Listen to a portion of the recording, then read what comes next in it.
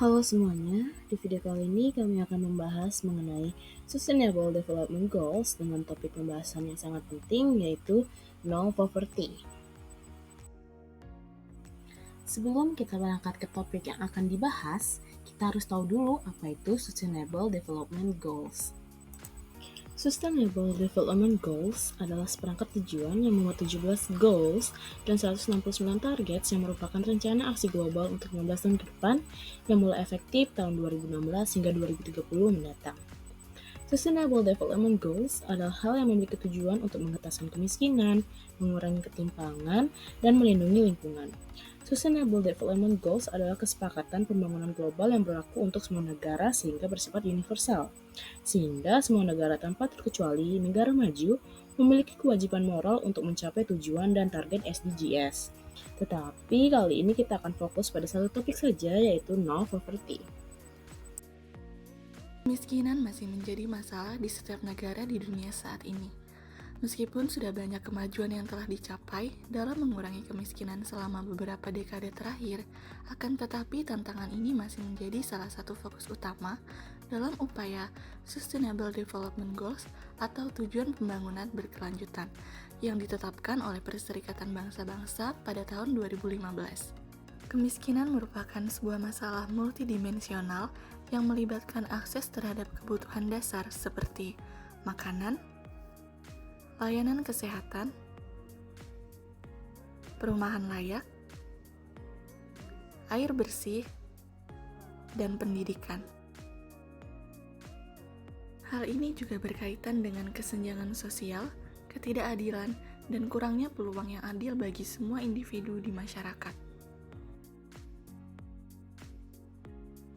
Di Indonesia sendiri pada September 2022, tingkat kemiskinan tercatat sebesar 9,57% atau sebanyak 26,36 juta orang berada di bawah garis kemiskinan.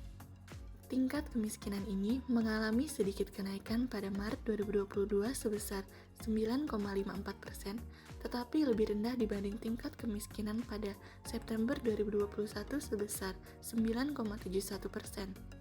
Ambang batas garis kemiskinan pada September 2022 meningkat sebesar 5,95% menjadi Rp535.547 dari sebelumnya yang hanya sebesar Rp505.468 pada Maret 2022 atau bisa dilihat pada grafik yang sudah ditampilkan. Berikut adalah peta persebaran persentase penduduk miskin di Indonesia pada tahun 2022. Dapat diketahui bahwa Provinsi Papua merupakan provinsi dengan tingkat kemiskinan yang paling tinggi. Kemudian, Provinsi Bali merupakan provinsi dengan tingkat kemiskinan paling rendah yaitu sebesar 4,53%. Oleh karena itu, untuk mengatasi kemiskinan ini, Perserikatan Bangsa-Bangsa atau PBB telah menetapkan tujuan pembangunan berkelanjutan atau SDGs sebagai kerangka kerja yang luas. Salah satu indikator penting dalam upaya menghapus kemiskinan ini adalah angka partisipasi murni atau APM, di mana APM ini merupakan salah satu indikator dari target nomor 4 dalam upaya penghapusan kemiskinan. Angka partisipasi murni adalah salah satu indikator penting yang digunakan dalam rangka mengukur kemiskinan dan mengidentifikasi individu atau kelompok masyarakat yang beresiko terperangkap dalam siklus kemiskinan. Indeks ini tidak hanya menghitung jumlah penduduk yang hidup di bawah garis kemiskinan, tetapi juga mempertimbangkan aspek partisipasi mereka dalam kegiatan ekonomi, sosial, dan politik. Berikut kami sajikan peta sebaran angka partisipasi murni di Indonesia tahun 2022. Dalam konteks Sustainable Development Goals atau tujuan pembangunan berkelanjutan, angka partisipasi murni menjadi kunci untuk memahami dan mengatasi kemiskinan dengan cara yang lebih holistik. Selain melibatkan akses terhadap kebutuhan dasar, indikator ini juga mempertimbangkan keterlibatan aktif individu dalam proses pembangunan, pengambilan keputusan, dan penguatan ekonomi. Hal ini mencerminkan pentingnya memastikan bahwa setiap orang memiliki kesempatan yang sama untuk berpartisipasi dalam kegiatan yang dapat meningkatkan kualitas hidup mereka. Oleh karena nilai APM merupakan salah satu indikator dalam upaya mengurangi kemiskinan, maka diperlukan suatu upaya untuk meningkatkan nilai APM. yakni salah satunya dengan meneliti untuk mengetahui faktor-faktor yang memengaruhi angka partisipasi murni jenjang SMA atau sederajat di Indonesia. Data angka partisipasi murni, jenjang SMA atau sederajat, dan faktor-faktor yang diduga memengaruhi dalam penelitian ini akan dimodelkan dengan menggunakan regresi linier berganda. Berikut merupakan hasil dari analisis linier berganda yang telah dilakukan. Berikut ditampilkan hasil estimasi parameter dan model regresi yang terbentuk. Berdasarkan model regresi yang terbentuk, maka diketahui bahwa tanpa dipengaruhi oleh variabel upah minimum, pengeluaran per kapita, produk domestik bruto, dan tingkat setengah pengangguran, maka nilai dari APM adalah sebesar 31,1%. Dari hasil pengujian signifikansi parameter, dapat diketahui bahwa variabel upah minimum provinsi dan pendapatan per kapita memiliki pengaruh signifikan terhadap variabel angka partisipasi murni.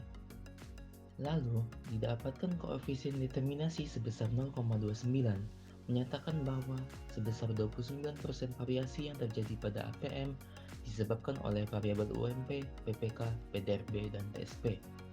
Hal ini menandakan bahwa ada sekitar 71% variabel lain yang belum diketahui yang mempengaruhi persentase APM. Kemudian, dalam pendeteksian multikolinearitas, dapat dilihat tidak ada nilai VIF yang lebih dari 10, sehingga tidak terjadi multikolinearitas antar variabelnya. Berdasarkan hasil pengujian asumsi klasik, didapatkan nilai p-value dari ketiga variabel lebih besar dari alfa 0,05, sehingga dapat disimpulkan bahwa data tersebut sudah memenuhi asumsi heterogenitas, autokorelasi, dan normalitas residual. Jadi, berdasarkan analisis pengujian regresi linier berganda dengan menggunakan data angka partisipasi murni di Indonesia pada tahun 2022 sebagai variabel respon dan menggunakan upah minimum, pengeluaran per kapita, produk domestik bruto, dan tingkat setengah pengangguran di Indonesia pada tahun 2022 sebagai variabel prediktor, diperoleh hasil bahwa variabel upah minimum dan pengeluaran per kapita berpengaruh signifikan terhadap variabel angka partisipasi murni.